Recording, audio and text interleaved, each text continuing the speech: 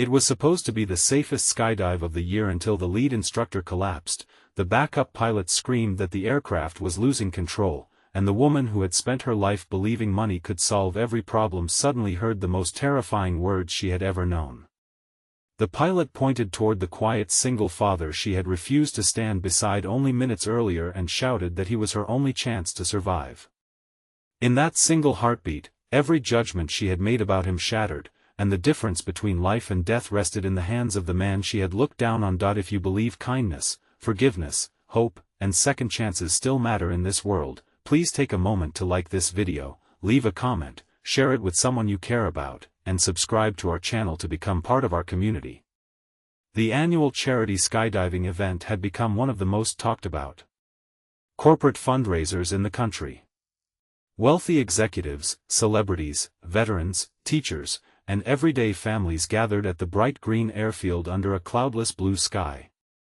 Every jump raised money for children who had lost parents in accidents or military service. Television crews filled the runway while volunteers greeted guests with warm smiles, believing the day would inspire generosity and courage. Among the honored guests was Maren Whitlock, the celebrated CEO of one of the nation's largest medical technology companies.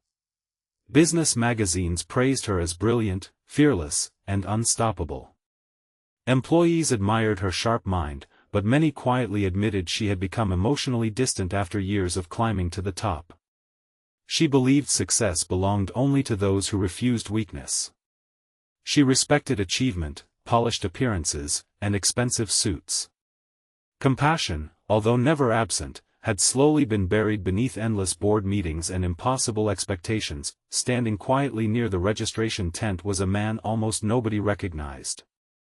His faded denim jacket and worn hiking boots made him look like an ordinary mechanic.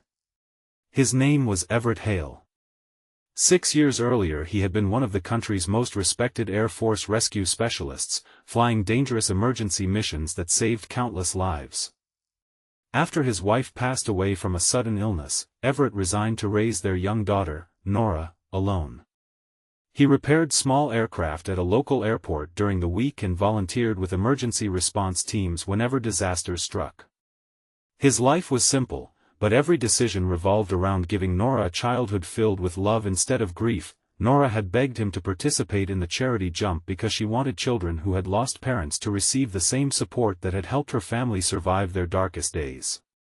She stood near the fence wearing a bright yellow baseball cap, proudly waving every time her father looked her way. Everett smiled back with the quiet warmth that only devoted parents seem to possess. Because of a last-minute scheduling change, participants were paired together for tandem preparation before boarding.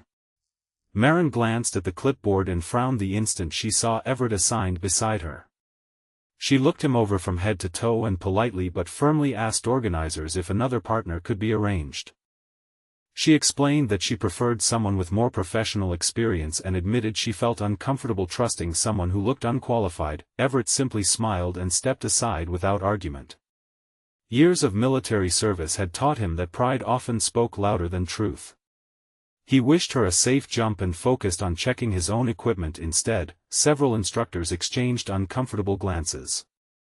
They knew Everett's background but respected his request not to advertise his military history. To him, medals belonged in drawers, not conversations. The aircraft lifted smoothly into the clear afternoon sky with laughter echoing through the cabin. Sunlight poured through every window as the farmland below stretched into endless shades of green and gold.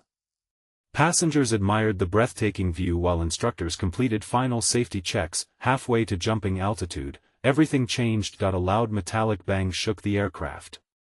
Warning alarms screamed through the cockpit. One of the engines began losing power while smoke drifted from a damaged compartment. The lead instructor suddenly collapsed from a previously undetected heart condition, leaving the remaining crew overwhelmed by multiple emergencies unfolding at once. Panic spread faster than anyone imagined possible. Passengers began crying. Some froze completely. Others struggled to remember basic instructions they had practiced only minutes earlier. The pilot fought desperately to stabilize the aircraft while radioing emergency services. He quickly realized they would never reach the runway safely without immediate action. The damaged engine was failing rapidly, and weight needed to be reduced before complete loss of control occurred. The surviving instructor admitted he had never managed an emergency evacuation of this scale. His eyes searched the cabin, then he recognized Everett. Everything suddenly made sense. The instructor rushed toward the cockpit and shouted above the deafening alarms that the quiet single father had led emergency airborne rescues during impossible situations.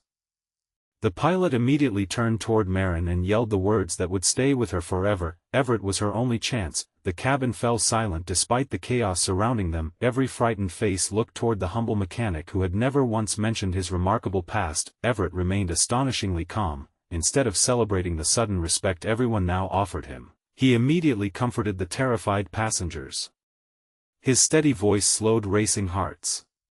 His confidence restored order where panic had nearly destroyed every chance of survival. He carefully inspected emergency equipment, reorganized the evacuation sequence, and calmly explained exactly what every passenger needed to do. His years of rescue missions returned like instinct. Marin stared at him in disbelief. Only minutes earlier she had questioned whether he deserved to stand beside her. Now every life inside the aircraft depended upon his judgment. Everett moved from passenger to passenger, tightening harnesses, correcting equipment, and reassuring frightened strangers that fear was normal but panic would only make things worse. He never raised his voice. He never blamed anyone. He simply served. When he reached Marin, she could barely meet his eyes. For the first time in many years, the successful executive felt completely powerless. Everett noticed her trembling hands. Instead of reminding her how she had dismissed him, he gently adjusted her harness and calmly explained every step she needed to remember. His kindness hurt more than anger ever could. The emergency jump began. One by one, terrified passengers exited safely under Everett's careful coordination. Every successful parachute opening brought another wave of hope. Finally only Everett, Marin, and the pilot remained aboard. The damaged aircraft continued losing altitude. The pilot insisted Everett leave immediately. Everett refused. He knew the pilot still needed assistance. Together they stabilized the aircraft just long enough for Marin to prepare herself. She stood frozen at the open door. Thousands of feet below, the earth looked impossibly distant. Her confidence, built through decades of boardroom victories, disappeared entirely. She whispered that she couldn't move. Everett looked toward the bright afternoon sky before gently reminding her that courage was never the absence of fear. Courage was choosing the next right step despite fear. Those simple words reached deeper than every motivational speech she had ever heard. She trusted him completely. Together they jumped. The rushing wind swallowed every sound. For several endless seconds, gravity ruled everything. Then the parachute opened perfectly. Silence replaced terror, floating peacefully beneath the brilliant blue sky. Marin realized she was alive because of the man she had refused to trust. As they descended toward an open field, she began crying, not from fear, from shame. Rescue teams reached them within minutes after landing. Nearby, Nora sprinted across the grass and threw herself into Everett's arms, crying with relief.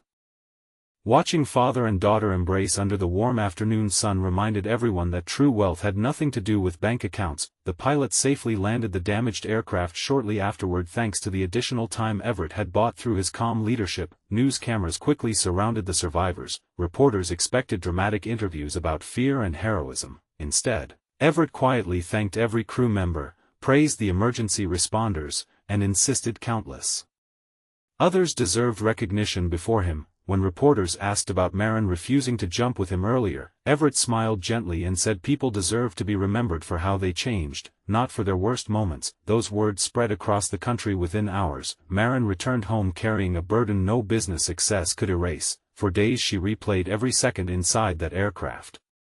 She realized she had spent years measuring people by appearance, titles, and status while overlooking quiet strength, integrity, and compassion. Her near-death experience exposed a deeper failure than any business mistake. It revealed the person she had slowly become. Weeks later she visited the small airport where Everett repaired airplanes. There were no television cameras. No reporters. No photographers, only sincerity. She apologized with tears she no longer tried to hide. She admitted she had judged him before learning a single truth about his life.